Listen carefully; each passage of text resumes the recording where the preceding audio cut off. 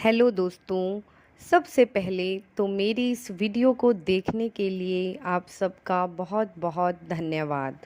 हज़ारों साल पहले गौतम बुद्ध ने भी इसी जादुई शक्ति के इस्तेमाल का तरीका बताया था, जब उन्होंने कहा था, आइए उठें और कृतज्ञ हों, क्योंकि आज यदि हमने बहुत नहीं सीखा तो भी हमने कम से कम कुछ तो सीखा, और यदि हमने कुछ नहीं भी सीखा तो भी कम से कम हम बीमार तो नहीं पड़े, और अगर हम बीमार भी पड़ गए तो भी हम कम से कम मरे तो नहीं। इसलिए आइए हम सब कृतज्ञ हों।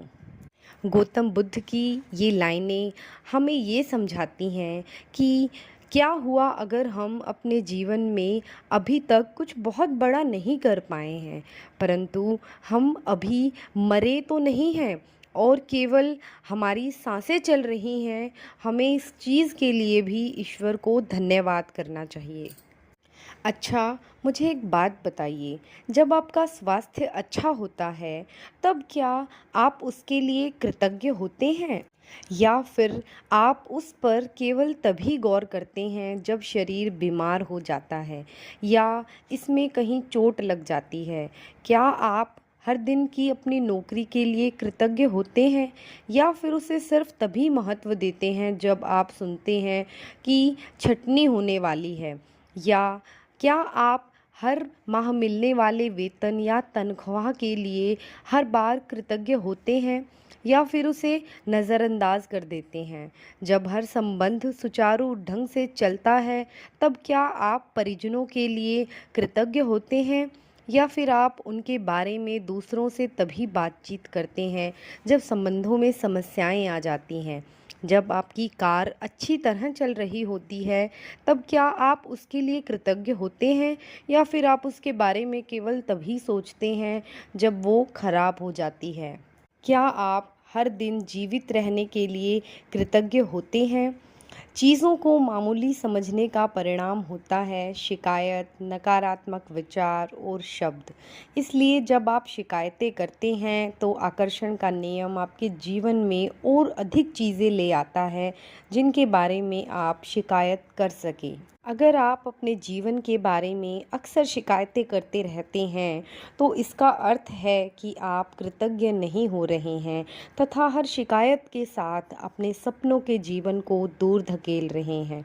जब आप समझ चुके हैं कि शिकायतें करने, नकारात्मक विचार सोचने या नकारात्मक शब्द बोलने और चीज़ों को नज़रअंदाज करने से आपके जीवन में अच्छी चीज़ों का प्रवाह रुक जाता है। जब आप कृतज्ञ होते हैं तो नकारात्मक होना असंभव होता है।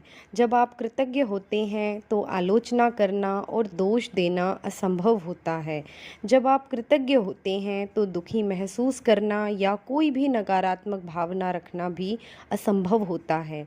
और सबसे अच्छी खबर यह है कि यदि इस वक्त आपके जीवन में कोई भी नकारात्मक स्थिति है तो कृतज्ञता के ज़रिए उसका कायाकल्प करने में लंबा समय नहीं लगेगा।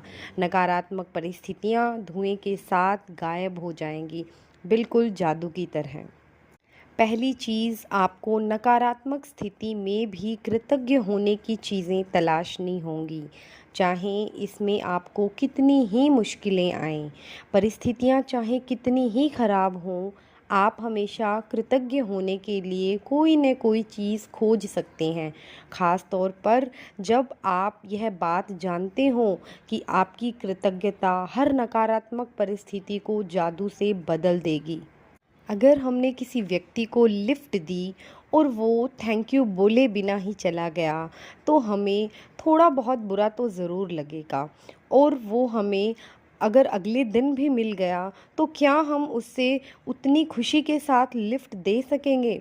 इसी तरह भगवान ने हमें इतना अच्छा जीवन दिया है तो उसके लिए हमें कृतज्ञ होना चाहिए, नहीं तो भगवान को भी बुरा लगता है और वो आपको अच्छी चीज़ें देना बंद कर देते हैं। इसलिए दोस्तों, अपने जीवन से कमियों को गिनना छोड़कर हर उस चीज़ के लिए धन्यवाद करना शुरू करें ईश्वर को जो आपके पास है। जैसे जैसे आप धन्यवाद करेंगे, आप अपनी तरफ अच्छी चीज़ों को आकर्षित करना शुरू कर देंगे और आपको ऐसे अनेक मौके मिलना शुरू हो जाएंगे जिससे आप ज़्यादा से ज़्यादा ईश्वर को धन्यवाद कर सकें। इसलिए धन्यवाद से अच्छा इस दुनिया में कोई भी शब्द नहीं है।